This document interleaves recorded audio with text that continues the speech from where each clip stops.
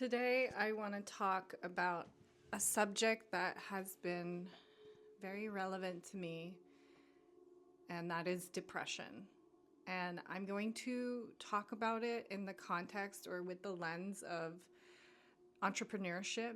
If you're a creative, you're an entrepreneur, an innovator, a visionary, this is going to be an especially powerful conversation for you. But actually, what I'm about to share can apply to anyone who's experiencing depression. It's not exclusive to just entrepreneurship or creativity. This is just my experience, my lived in experience. So I'm going to be sharing how I have discovered some of these things about depression through my own life lived in story. Now, I do want to preface and say that I am not a psychologist. I am not a doctor. Again, this is just my lived in experience, and I'm sharing this because I really would have benefited from hearing conversations like this a long time ago in my life. It would have helped me a lot, and I hope that it can be useful for you today. If you are in a really, really bad place right now, if you are actively fantasizing about suicidal ideation or plotting this, please seek help. Go talk to somebody. Find yourself a brotherhood, a sisterhood locally, somewhere where you can just talk and not be judged, not be mentored or advised. Oftentimes, these emotions are just the ability to talk it out and verbally feel the words resonate through our body can help bring conscious awareness to what is actually happening within us, and that can help. And we are very social creatures, so we tend to heal in connection to others. Okay, so I want to give you guys a little bit of a backstory to tell you how I've come to understand this conversation today, and how I now work with depression, or how I understand it in my life, and how I work with it so that it's no longer a something that debilitates me, which it has done many, many times for me. So when I was young, my aunt committed suicide, and that was when suicide and depression entered my vocabulary. And I remember as a young girl, maybe 6 or 7 or 8, I was so fascinated by this word because I felt quite trapped in my life at the time. I'm not going to go into that, but there was just a lot of intense things that I was dealing with as a young girl. And to come across this idea where I could erase myself or take myself out of the game was like, what? This is an option? I get to do this? And I just ran with it. As soon as it entered my vocabulary, it became a way for me to handle feeling trapped in my childhood. What do I mean by that? And I was not doing this consciously. This is with the hindsight of adulthood and a lot of inner work that I've been able to recognize this. But at the time, this was not a conscious thing I was doing. So what would happen is I would feel trapped. I would have these emotions of frustration, feeling trapped, unworthy, and these would escalate. I didn't know how to regulate these emotions back then. I didn't have the skills for that. I didn't exactly have parents that were emotionally competent in the best of ways. And so these emotions would escalate and turn into depression. And then I would fantasize about taking my own life, about ending it all. And then in that fantasy would come a relief of sorts, a release. Very similar to if you've ever had a rock bottom where it's like, when I was trying to get pregnant, for example, I was trying and trying and trying and doing all the things and taking all the pills and putting my legs up after sex. And then after trying for so long and being so frustrated, I just gave up. I was like so defeated by it. And in that giving up came almost a release. and a detachment, and then I got pregnant right away. And this phenomenon is something that you will witness a lot in money, in business, in all relationships. Detachment is one of the keys to manifestation, actually. And rock bottoms, when you hit them, it almost creates like a nervous system reset. Your nervous system gets like a so it was a tool that I used at a very young age that I learned was quite effective for me to create internal equilibrium, if you will. These intense emotions, red emotions is what I call them, would escalate. It would turn to depression, suicidal ideation, like fantasizing about it.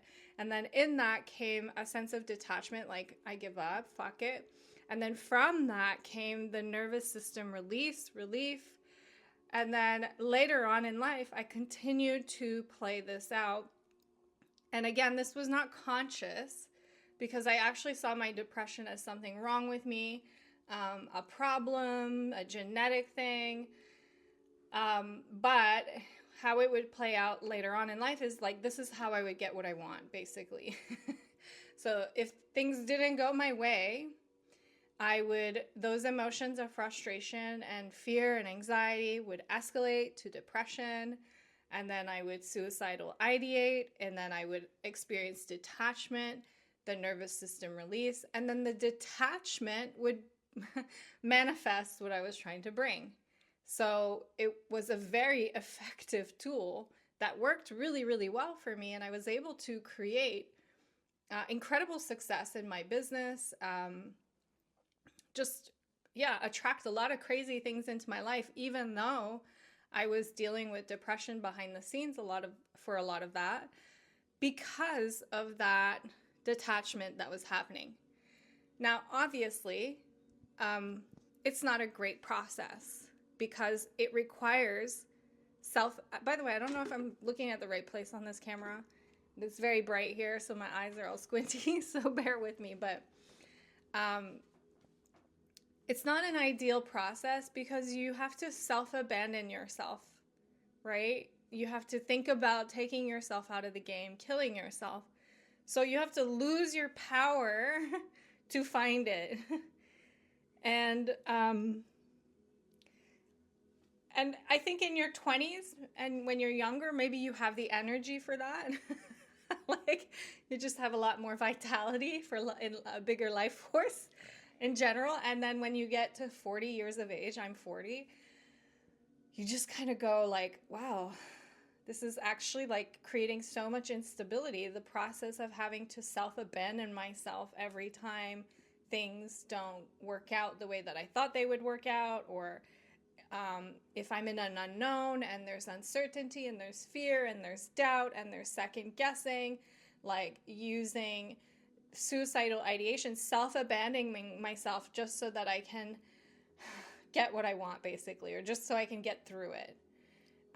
It becomes exhausting. And you know what? It's not even like my 40s, because my whole life, I was like, how do I get rid of this depression? And I saw it as this evil thing. I saw it as a problem. I saw it as something genetically wrong with me, my brain. And I never realized it was actually a really potent nervous system tool that I had figured out as a young child to help me navigate through my reality. It was in service to me. And that explains why, even when I spent hundreds of thousands of dollars to try to cure myself from 2017 to 2020, a depression started to come more frequently. And so for many years of my life, I went without really experiencing it too much. And then suddenly in my business in 2017, I started to feel misaligned, trapped. There's the emotion, the prominent emotion. By the way, most entrepreneurs have a childhood where they felt trapped. Why? Because because the polarity of trapped is freedom, and entrepreneurship lends itself very well to freedom. So a lot of people will go who have never learned how to regulate this emotion of feeling trapped will seek out freedom. Either they move a lot, they travel a lot so they can feel the dose of freedom, or they'll go into entrepreneurship because then it gives them like at least time freedom or creative freedom so that they can feel that dose. But as you will come to realize maybe in your own life, you can't outrun these emotions. You can't move countries and resolve internal dissonance. You can't resolve internal tension through your external reality. Your external reality can support you. It can create an impact. It can create internal tension, but the internal tension is not something that will ever be something you can divorce from or run away from or hide from. It will find you no matter where you go in the world. And so even though entrepreneurs who have had a childhood where they feel trapped get to have businesses where they can express themselves creatively and they can have time freedom, for example, even though a lot of entrepreneurs are burnt out and working twice as much, they have the idea of that. It still doesn't resolve the underlying tension. And so for me, how this manifested itself was that I would, so in my younger years before I became a mother, I was not able to live in the same place for more than 2 years. I would get itchy feet, and then I would feel like stuck, trapped. I didn't know this consciously. And then I would move, and that would bring about temporary relief, and then the emotion would come right back. Then when I became a mother, oh my God, even though I tried for my children, I wanted them so much. When that little human got latched onto me, that emotion of trap just hit me head on. And that is kind of coincides a bit with where that depression started to really show up big time in my life as well, because I felt I was an expat in New Zealand. I have no family here. My ex and I had divorced. I had 2 kids that were like 1 year in age apart, so it was like twins. And I was like, I'm so trapped. And I felt so much shame as a woman for thinking this because, part of me was like, I wish I hadn't had kids. I love my kids. Like, I love my kids. They're actually the best thing to happen to me because they have forced me. I can't run away. It's forced me to actually become aware of all of this and learn to regulate and give myself what I was seeking all along. And that has been the greatest gift of all. But for many years, I felt like, oh my gosh, what did I do? I wish I hadn't become a mom. I'm trapped. I'm trapped in New Zealand. I'm trapped in motherhood. And I didn't know how to resolve this emotion. And the way it was playing out in my business, that I was seeking out freedom in other relationships in my life. And one of those being my business, which I could express or I could get a dose of. So what I would do is I would build things and then I would get bored and walk away, or I would build things and blow it up, or I would build things and pivot. Like I was always like shiny object, like all over the place. And for the longest time, I wax poetic that. I don't know if that's the saying, but I was like, oh, it's just my creativity. It's just the way I am. It's ADHD. I've not been diagnosed with ADHD. I don't know if I qualify at all, but I was like, oh, it's just ADHD. I have shiny object syndrome. No one can pin down my creativity. And so it was almost like I was making it poetic as to try to validate my behaviors and sound mysterious and artistic and cool. I have shiny object syndrome. Oh, my creativity, it gets bored really fast. But in hindsight, that was a trauma response. I don't know if it was trauma, but it was definitely an unhealed wound. And I actually think most of ADHD is that. It's that. Anyways, I don't want to get into the politics of that, but for me, what I realized is that I didn't know how to I didn't know how to deal with this emotion of trap that had been with me since childhood. First of all, I wasn't even aware of it. And so what I was doing is I was getting a dose of freedom in other areas of my life. And my business was one of the easiest ways that I could get that hit from, but it created so much instability to show up that way.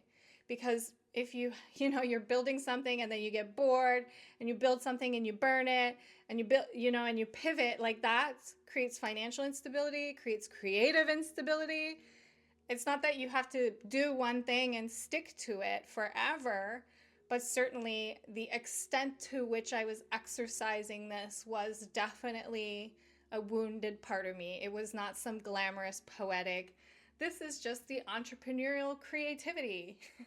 And it is very common, that type of creativity among entrepreneurs, but I think, again, that's because most entrepreneurs come from a childhood where they felt trapped and they value freedom. And so they also have not learned how to give themselves that state and regulate the initial emotion of trapped. And so they express it in their business. They express it in their money.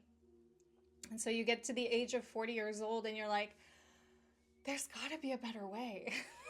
This is exhausting. This is so exhausting. I'm so tired of creating this way. And it's interesting because I wrote down, so initially how I became aware of all of this and how I was using depression and what depression really was I was first looking at instability. So that's what I was becoming really frustrated with. There was financial instability, creative instability, emotional instability. Like, I just was like, I really just want peace and stability. And I even wrote in my journal, stability equals boring. So in my head, I had it that my definition of stability was you have to do one thing and just stick to it, and that's it, and you're not allowed to move. And also, like, you have to be happy all the time. You have to, like, nothing changes, basically. And for someone who values freedom, that was like the enemy. It was like the most confronting thing to be like, they can't go together. And because freedom was such a core value of mine because of my past trauma, I was always picking freedom in a cat fight over stability. So I started to kind of like recognize this and become aware of this pattern of building instability, and then just exploring, journaling about it. So I really do well and most people do well by either verbally or writing down, using language to bring thoughts, perspectives, and ideas behind emotional states to conscious awareness. Language is the highest form of symbolism to humans. So when you can communicate something verbally or written, it means you have awareness around it. You have a level of awareness around it. And consciousness is the greatest creative tool that you have on this planet. Your focus point, your awareness on things. Oftentimes just being aware of a pattern is enough to rewire it and release it. When you fully see it in all its glory, you're like, oh, I'm actually done with this. That's done. So it actually started with the instability, and then really exploring and redefining what stability meant for me. I had to redefine this word for myself because I was like, oh, it's boring. It clashes with freedom. So I had to really like figure out, what does that mean? And I'll make another video about that, and I'll link it below, because I figured out a really beautiful definition that has helped me since then to cultivate a lot of stability creatively, financially, but most importantly, within myself. Remember, everything that you do in life, everything you buy, everything you say, everything you do is because you're trying to feel better. Every single person is wired this way. We're all trying to feel a little bit better. We're all trying to expand what I call emotional greens, emotional states that feel good in the body. Like, we all want hope. We all want connection. We all want love. We all want affinity to life, regardless of your religion, regardless of your age, regardless of where you're born in the world, your ethnicity. Like, we all want the same thing. The mistake that we make is that we are told our physical reality is the truth of what is, when really science shows us the physical world represents 1% of what is actually around us. And we allow our internal state of being to be dependent on the external, or even more insidious than this, we try to change the external, i.e., I'll make more money, or I'll change my environment, or I'll do these things, and then I will feel at peace. I'll lose weight, and then I will feel better. And then these things will happen.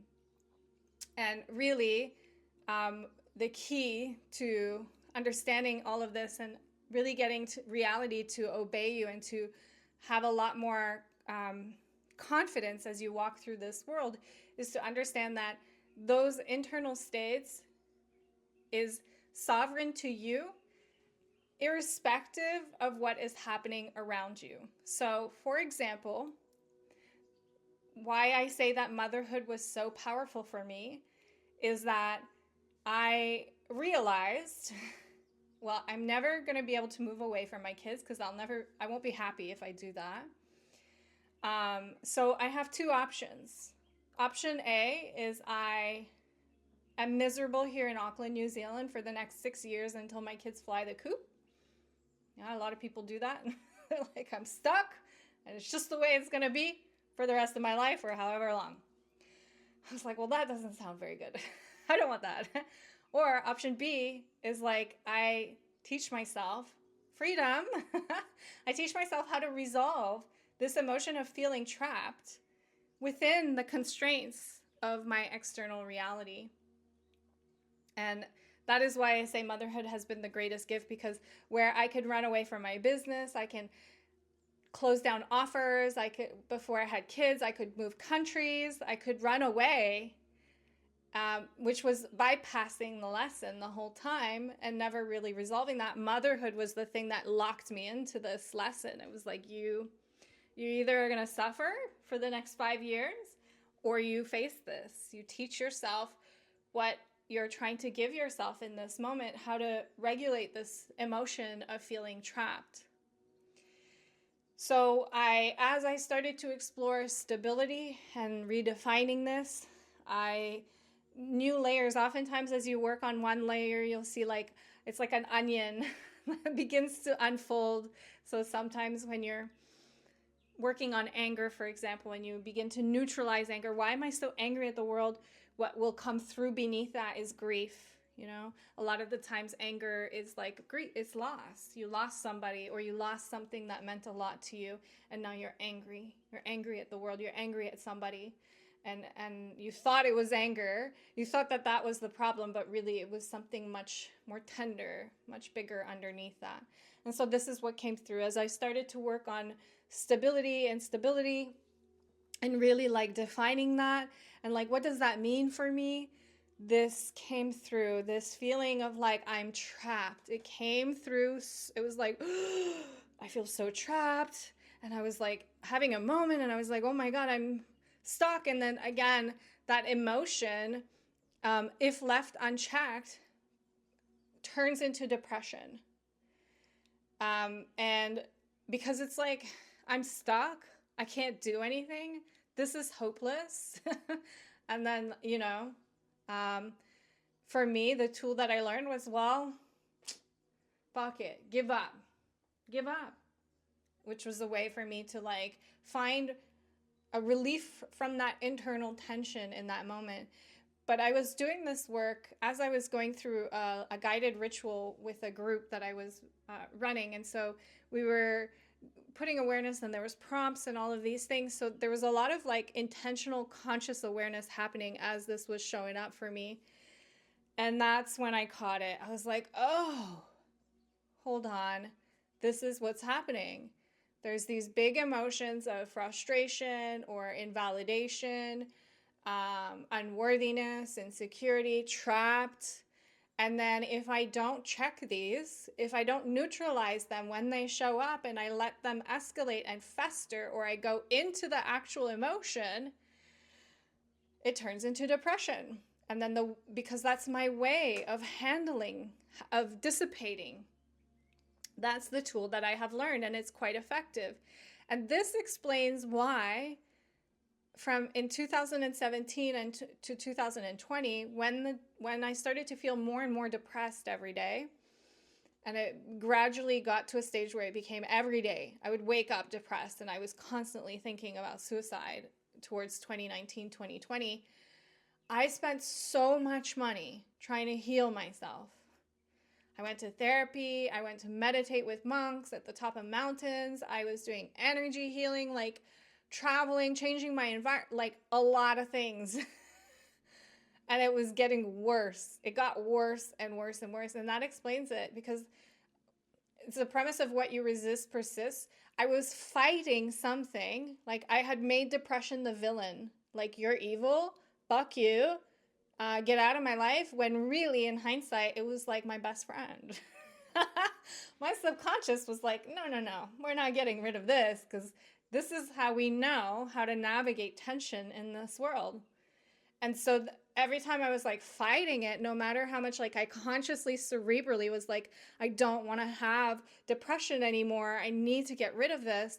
It was making it worse, because I was literally fighting against like deeply programmed nervous system patterns, subconscious like tools that had served me my whole life. That's what it had done. So that was a huge aha moment for me, to go, wow. And I wrote about this in my book, Magic Source Codes. I'm going to link that below in the copy of this moment in my life, and what happened on the back of this. But this is where I came with the red light, green light emotional protocols, or just the system to naming emotions like this. And one of the things I just want to point out here is that emotions like feeling trapped, frustrated, unworthy, insecure, anxiety, financial anxiety. A lot of people will go into depression because they're in an unknown financially. And so there's so much stress and anxiety, and then that escalates into depression, because again, they're using depression as a way to achieve detachment, so they can just give their nervous system like a fucking breath. But we don't want to keep using this process, because we don't want to have to self-abandon ourselves like that. It really prevents your capacity to truly create the life that you really, really deserve and desire for yourself. And so the key, when I came to realize all of this, was to recognize that actually, in situ, in my day-to-day, it is about catching the red emotion. Red emotions are emotions that feel dense in the body. As they come up, not letting them fester, and neutralizing them as they come up. Imperative that I do that. Otherwise, it escalates and it goes into depression. So that is why red emotions feel bad. Not because they're torturing you, although that can feel like it for sure, but because they want you to catch them. They're like little alarms. They're like, hey, I'm gonna make you feel really uncomfortable right now, because then you'll have no choice but to pay attention to me and focus on me. They want you to catch them. That's why they feel like an alarm. That's why they feel bad. That's why they're called red emotions. But the problem is, in our society, we don't know, we're not taught this in school. And most of us were raised by emotionally dysregulated humans. Bless their hearts. Many of them tried their best, but they were also not taught this, right? Like, who teaches this? And so what we do as a society is we either numb with sugar, with drugs, with sex, with whatever, exercise, whatever. We numb, we avoid, we suppress, especially men, right? I'm not allowed to feel this emotion. This is not okay. I'm supposed to be enlightened, spiritual. I'm not supposed to have doubt. I'm not supposed to feel uncertainty. So we suppress. We shame ourselves for feeling the emotion. And or we go into the actual emotion. So like we're feeling anxious and we actually go into the anxiety. Instead of catching it, neutralizing, We go into anxiety, and then it becomes the Ouroboros. Then it becomes a snake with its tail in its mouth, and it's very, very difficult to pull yourself out of that because reality will start to reflect. Reality is always obeying your frequency, your prominent thoughts, perspectives, and beliefs. Notice how I say prominent, okay? You don't. The biggest misconception in the spiritual world is that you cannot have doubt or fear or these things, otherwise you can't manifest. Or no, those will always exist. You're always, if you're in an unknown and you're growing, and if you're an entrepreneur, yeah, that's like your home space, right? You're always going to have imposter, always going to have doubt, always going to have fear. But the key is your prominent thoughts. Your prominent thoughts is that of hope, optimism, confidence, whatever. So what we want, so the key is, as this is showing up, you're catching it in situ, and you're beginning to develop the skill of the gentle observer. And so maybe one of the exercises that I talk about in my book is that you can put an alarm on your phone that goes off a couple times during the day, not at nighttime. And every time it goes off, you just ask yourself, am I feeling gray, green, or red? That's all you got to do. And if you're in red, see if you can name the emotion, because it's just conscious awareness, that the muscle of the observer. This is really powerful. If you don't have that awareness piece, there's no change that you can create. So as you do this exercise for it doesn't even have to be that long, like 7 days, you'll start to notice that you can catch the reds in situ. What I mean by in situ is as you're going through your day, you'll catch them. Because a lot of us, we just are going about our day feeling anxious, and it's like our modus operandus. We feel bad, but we're not even like aware, and so it just escalates. The emotion never gets neutralized when it shows up. We live in it, and then we start to believe the thoughts associated with that emotion, and we go deeper into the emotion, and reality begins to reflect more things that validate that emotion, because reality is always obeying our frequency. And whether you're conscious of that or not, reality is always obeying you. And what we want to do is we want to consciously command reality. And so we want to bring the awareness to our emotional states. And this is why we have emotions, by the way, because emotions represent synaptic connections in your brain, thoughts, perspectives, beliefs. They are the result of chemical flush happening in your body. They are a chemical flush that is a result of synaptic connections occurring in your brain. It's very difficult for you to pick up on every thought, belief, and perspective that is going through your mind at any one moment in time, because you're having thousands of those every hour. It's so difficult to pinpoint your thoughts, your beliefs, and your perspectives, but it's very easy for you to pick up on your emotions. That's why we have emotions, to help us create consciously, because emotions are the portal to our thoughts and our perspectives and the stories that we're telling ourselves, because they're easy to feel. We feel them. We literally feel them. So it's how we get to see what we're thinking prominently. Yeah? It's through our emotions. If you're prominently feeling anxious or confused, that means you're prominently holding thoughts or beliefs or ideas or perspectives that you're going to lose something, or something's not going to work out, or you're in danger, or there's a loss coming, right? So that's why we have emotions, and the key is to catch them in situ, and you just got to name it, and then you got to neutralize this emotion, neutralize it before it escalates into depression. Neutralize it so that you're not going into self-abandonment. And if you are in self-abandonment, if it has come to that space, if you've fallen off the bandwagon, you recommit, you get back on, you catch yourself, you gain presence with yourself. I'm here, hand on heart, like I'm here, I'm not going anywhere. I'm here. That has been the work that I have been doing. where as I recognized this pattern, I said, okay, this is asking me, it's initiating me, it's asking me to no longer create in a way where I have to lose my power. I have to abandon myself. Like, I'm going to kill you, girl. That's not great, you know? That's like a little thumb over me, right? To always have that threat. Like, how nasty is that? If you were to say that to your child or a friend, well, you didn't make this work. I'm going to kill you. Oh. And yet we're saying that to ourselves. One of the core relationships of our lives, our body, ourselves, us. So, how do we neutralize emotional reds as they come up? Well, there's a lot of ways that you can do this, okay? And there's not one right way, but I'm going to give you the tools that I have been doing. And then I'm going to invite you to maybe date yourself a bit and see what works for you. So you could meditate, you could do breath work, you could do somatic dancing, you could go outside in the sunlight, you could do invocation.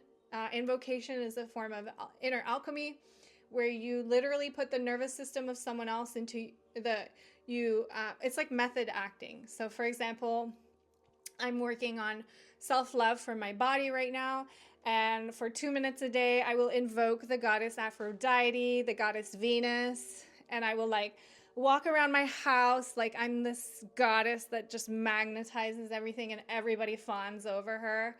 And I'm so powerful, and I just waltz around, and it's just my imagination. That's it. There's nothing external to me, just my imagination, and it makes me feel good. It makes me feel love towards myself. So it doesn't matter that it's ludicrous. It doesn't matter that it's not real. It's real because it's creating a shift in focus and an emotional chemical response within my body, which is altering my frequency, which means I'm beginning to consciously command my reality, which means I'm not abandoning myself because of insecurity. It's a tool that I have found works really well for me. Now, it may not be the right tool for you. Another thing that I do, which works very well for me, is journaling. Okay, now I know a lot of people will journal their future timelines and their dream reality.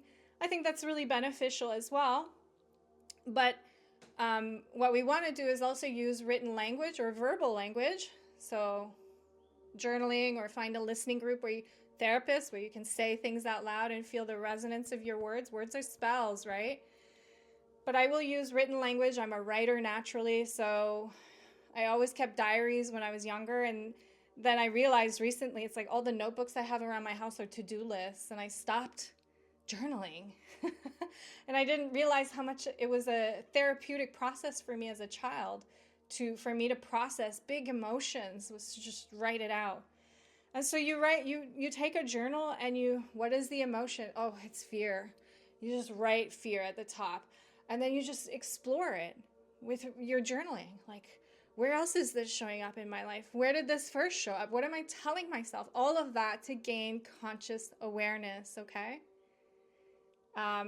And I don't buy into this. A lot of the spiritual modalities out there will tell you, like, don't go into the past, don't ascribe story to the emotion, just neutralize it and move on. But I think that's like a form of gaslighting to yourself. You have an ego, you have a story, you have a past. Like, there's actually a lot of power in exploring the root of, like, oh my God, I felt trapped as a child. Yeah, we don't want to over-identify with the emotion. That's true. We don't want to say, I'm trapped. I'm having an experience of being trapped. But certainly I have found it very beneficial to just write and explore, like, okay, this is what this emotion may have come from, and gain conscious awareness. So I use journaling. And then also, like, in situ, as the emotion comes up, let's say it's like, oh, I feel panic, or I feel like rejected. That came up for me last week. I got slammed on Reddit. And I had spent so long, like, building the courage to go on this platform. And then they ripped me to shreds. But it's actually become one of my favorite platforms now. I use it every day now. I love it. Oh, no. Okay, there we go. It was like leaning like that. Anyways, rejection came up in my body, okay? And it was coming up because I have been playing with frequencies of peace and self-love and all of this. And what you find is as you begin to embody higher frequencies, not dependent on your external reality, life is going to throw you little tests, initiations to see, are you really locked into this? And that's what was happening to me, is like all these little things started popping up that was making me feel rejected. So my job last week was like, okay, catch it in the moment and just sit with myself and like, I'm here. Where am I feeling this emotion? Okay. Where is it in my body? It's in my head. Like I just feel, oh, okay. Disidentify with it. I'm having an experience of rejection. Not, I am rejected. I'm having an experience. Okay, talk to me, rejection. What do you want to say to me? It's not about going into the feeling of it like feeling rejected. It's about feeling the emotion, like what it wants to say to you, what it wants to bring, because that's what it's trying to do, is it's trying to bring to your awareness thoughts, perspectives, and ideas and focus points that you're holding that are no longer in alignment, in support with where you're trying to go. And my goodness, if you're a visionary, if you have big dreams, if you've been doing vision boards and trying to manifest things, you best be aware that as you're stepping into a bigger version of your life to where you're going to hold bigger things, bigger business, bigger relationship, bigger love, doesn't matter. All these misaligned beliefs and thoughts are going to pop up in your external reality. You're going to get triggered because it's inviting you to pay attention to those so you can neutralize them.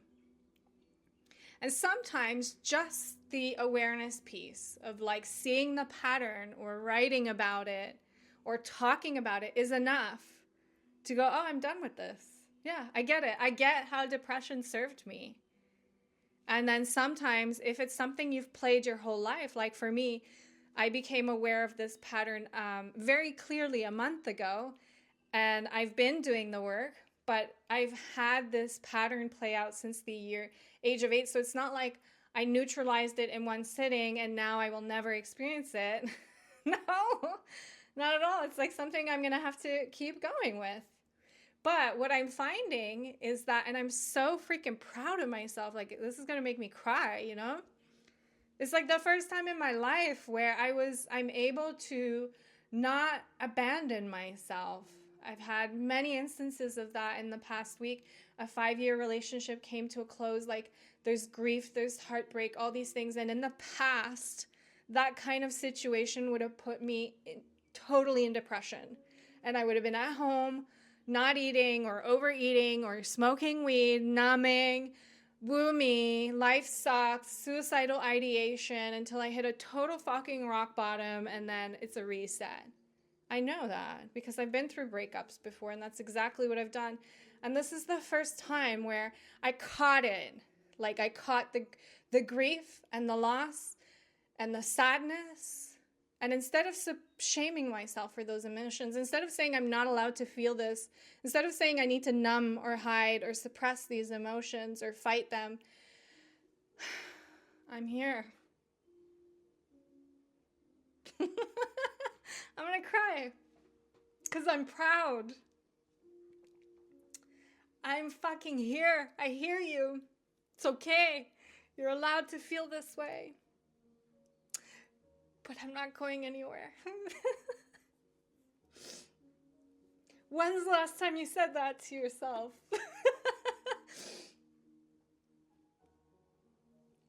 So, doesn't help that I have melancholic music behind me, but fits the theme.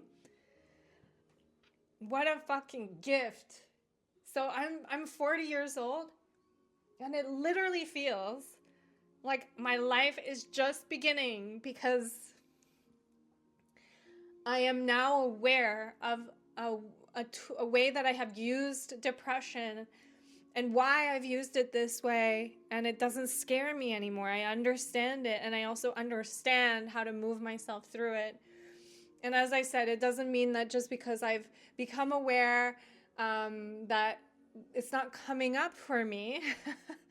It is, because life continues to do life, and it's a program that I've been using for my whole life, so it doesn't just go away spontaneously overnight.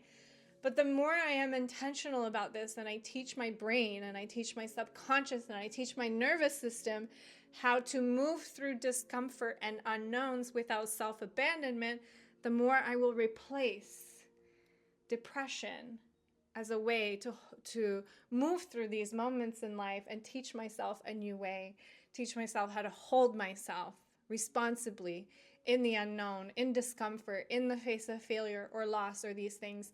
And that is the greatest fucking skill. It's the greatest fucking skill and the greatest gift that you can give yourself. And imagine what you... I'm excited and I'm like crying because I'm so excited. But like, imagine what you can create, what you can hold in this life when you're not abandoning yourself.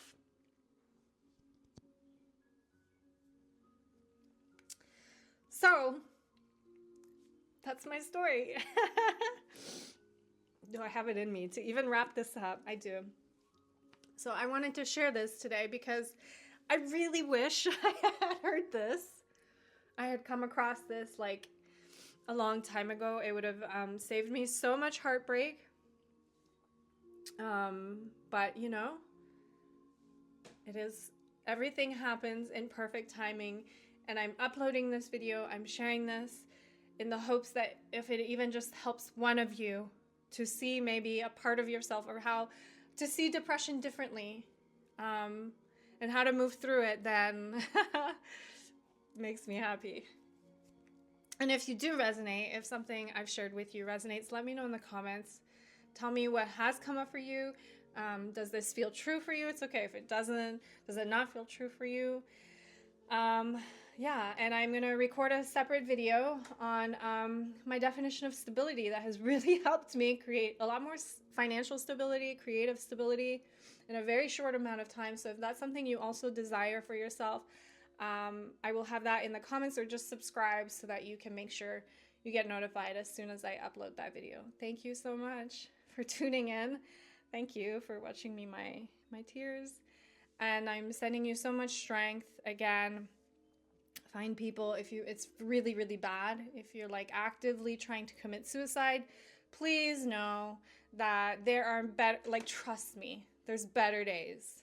There's better fucking days coming ahead. I know it sounds cliche, but talk to somebody, write it out, journal about it, think about what I'm saying to you. It's time for you to stop self-abandoning yourself like that. And I know you can do that. I know you can. There's no trauma, there's no past experience that you've been through that strips you away from your ability to touch hope, to feel gratitude, to feel love. Nothing. And don't ever let anyone on this planet say otherwise to you, okay? I love you, and I'll see you on the next one.